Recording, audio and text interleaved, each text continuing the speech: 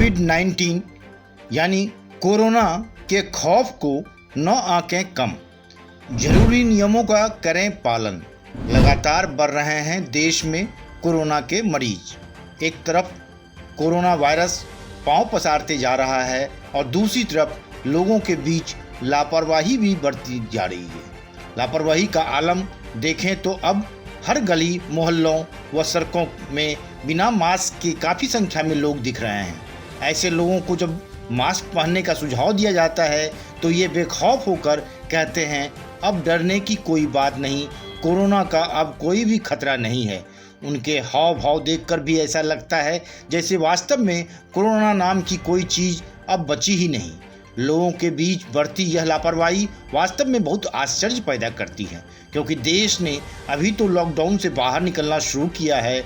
जो खौफ उनके मन में लॉकडाउन के दौरान था वह अब खत्म होता दिख रहा है, जबकि ज़मीनी हकीकत बिल्कुल अलग है। लोगों के बीच बढ़ती यही लापरवाही भारत को कोरोना वायरस के आंकड़ों में सबसे आगे की तरफ ले जा रहा है। यानी भारत धीरे धीरे उस पायदान पर पहुंचने की तरफ अग्रसर है जब कोरोना से सबसे ज़्यादा संक्रमित भारत के अंदर ही होंगे। अभी भी अमेरिका के बाद भारत दुनिया में कोरोना संक्रमितों के मामले में दूसरे स्थान पर है। विश्व में जहां एक दिन में 2 लाख से ज़्यादा नए मरीज सामने आ रहे हैं, उनमें से केवल भारत में रोजाना करीब 1 लाख नए मरीज सामने आ रहे हैं। यह आंकड़ा धीरे धीरे बढ़ रहा है। भले ही हर कोई यह मानकर चल रहा है कि कोरोना का अब उतना प्रभाव नहीं रहा, लेकिन क्या हमें आंकड़ों पर भरोसा नहीं करना चाहिए? कम से कम प्राथमिक एहतियात का पालन तो करें। इनमें मास्क पहनना, जरूरी सोशल डिस्टेंसिंग रखना सबसे ज़रूरी है। अगर लोग इतने सामान्य एहतियात भी नहीं बरतेंगे तो निसंदेह कोरोना संक्रमण के मामले तो बढ़ते ही जाएंगे।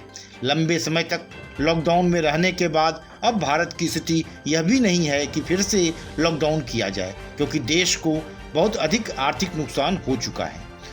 दूसरा, इसका सबसे ज़्यादा असर रोज़ कमाने खाने वालों को हुआ है। इसलिए ऐसे लोग भी नहीं चाहेंगे कि देश फिर से लॉकडाउन में चला जाए। देश की अर्थव्यवस्था को रफ्तार देनी है तो निश्चित ही कामकाज जरूरी है, लेकिन इसमें हमें यह मानकर नहीं चलना चाहिए कि अब कोरोना का खतरा कम हो गया है। इसीलिए हम कोरोना से बचाव के लिए बनाए गए जरूरी नियमों का पालन भी नहीं करेंगे। सड़कों, कार्यस्थलों व अन्य जगहों पर बहुत अधिक भीड़ रहने की वजह से प्रशासन भी अब इसमें बहुत अधिक सख्ती नहीं बरत सकता है। लिहाजा केवल सरकार और प्रशासन के भरोसे न बैठकर लोगों को स्वयं भी जागरूक रहना होगा, तभी कोरोना जैसे संक्रमण को हराया जा सकता है। इसके लिए सबसे ज़रूरी बात यह है कि लोगों को सरकार द्वारा जारी किए जाने वाले आंकड़ों पर भी नज़र रखनी चाहिए, जिससे उनको यह पता चलता रहे कि कोरोना संक्रमित घट नहीं रहे बल्कि लगातार बढ़ते जा रहे हैं। इस समय दुनिया में 10 ऐसे देश हैं जो सबसे अधिक प्रभावित हैं। इनमें अमेरिका पहले स्थान पर है, जबकि भारत दूसरे स्थान पर है।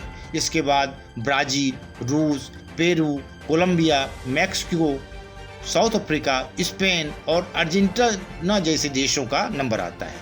आप भारत की भयावह स्थिति का अंदाज़ा इसी से लगा सकते हैं कि गंभीर मरीजों के मामले में भी भारत दूसरे स्थान पर है। यानी भारत में वेंटिलेटर या आईसीयू में भर्ती मरीजों की संख्या भी अमेरिका के बाद दूसरे स्थान पर है। तीसरे स्थान पर ब्राज़ील है। हालांकि रूस में भारत की तुलना में 1/4 गंभीर मरीज हैं। देश के लिए राहत की बात सिर्फ यह है कि अभी एक्टिव मामलों की संख्या 10,17,414 है।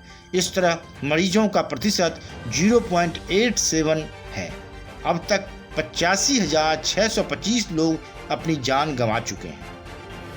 इसलिए अभी भी इसकी गंभीरता को बिल्कुल भी कम नहीं आंका जाना चाहिए।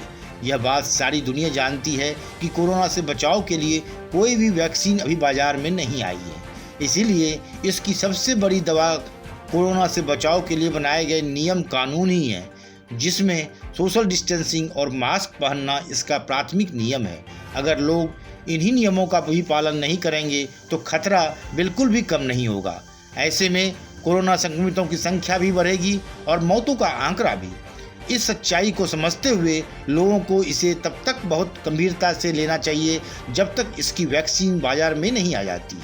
अगर हम प्राथमिक नियम कानून भी मानेंगे तो निश्चित ही कोरोना संक्रमितों व उससे होने वाली मौतों के आंकड़ों को हम कम करने में सफल होंगे। Bureau report, one day मैट्रस।